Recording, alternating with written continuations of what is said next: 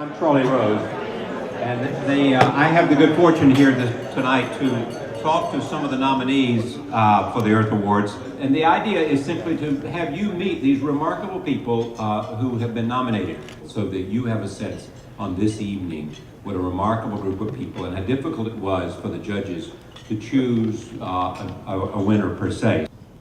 My company is called Red Button Design, and as you said, I'm here with my colleague James Brown.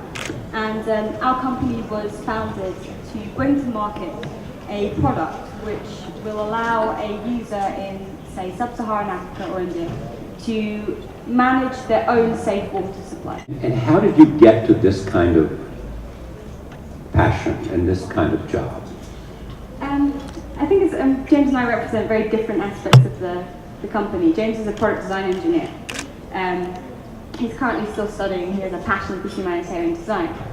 I think that we're in a time of unprecedented global change. I think that that's generally recognised. We see more change in a decade now than we have done in centuries in the past. And a lot of that is driven by the climate change, years and decades of unsustainable living and a growing dissatisfaction between those that have and those that have not. And to my mind, you have two things you can do with that dissatisfaction. You can allow it to demotivate you and you can yourself become dissatisfied and unproductive.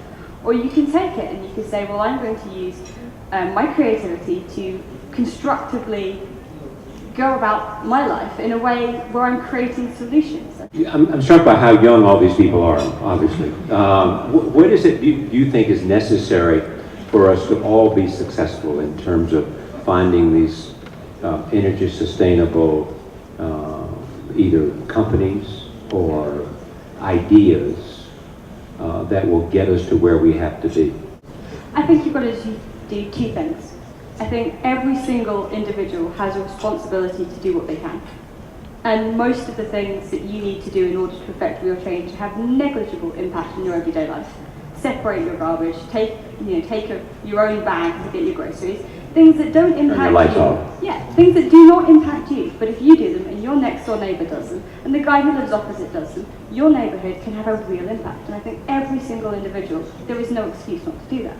But I think also on a wider scale, you then have to enable people who are thinking bigger than that.